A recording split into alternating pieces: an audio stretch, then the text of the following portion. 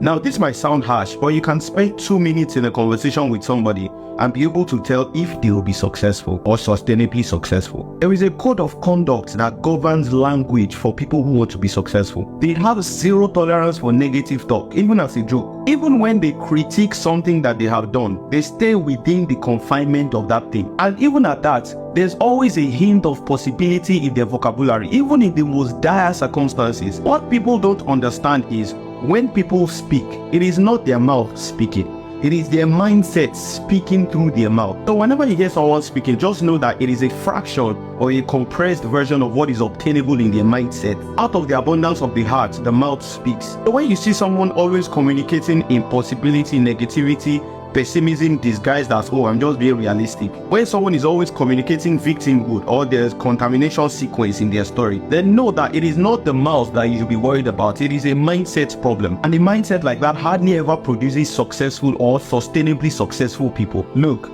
if someone says something limiting or demeaning about me, when I'm reporting the incident to somebody else, I don't repeat what they said. What they say about me has no consequence, but what I say about myself has serious consequences. My brain does not know the difference between reported speech and confession. I have trained my brain to receive every single thing I say about myself as reality. So there's no room for expensive jokes.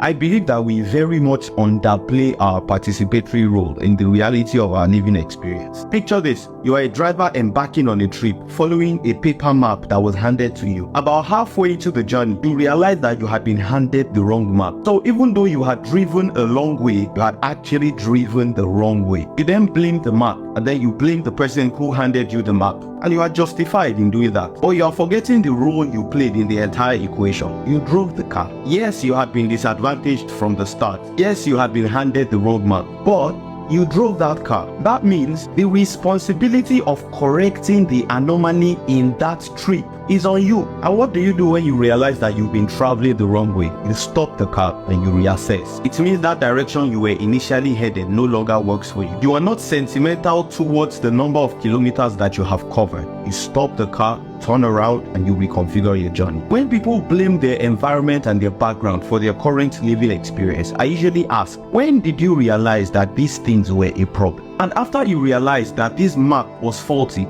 what was the turnaround you made in your habits, your study, research, network, the activities you spend your time on? And you know what I found? The same mentality we had before we realized that the map was wrong is the same mentality that we have maintained after realizing that the map was wrong. At that point, we can no longer blame the map if we've stubbornly insisted on driving in the wrong direction.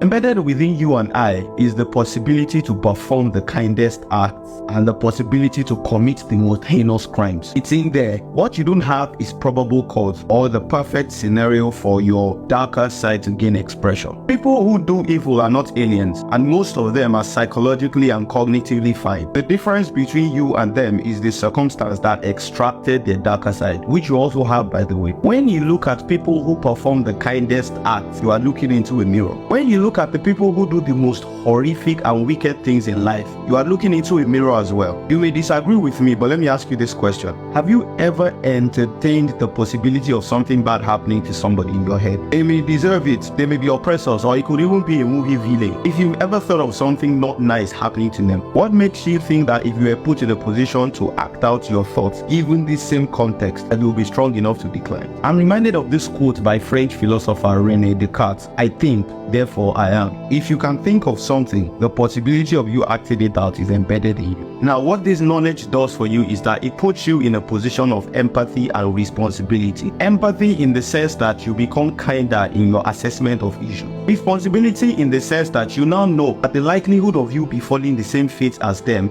is a function of the conscious choices you make every day, not because you are a superior human being. Let him who thinks he stands take heed, lest he fall.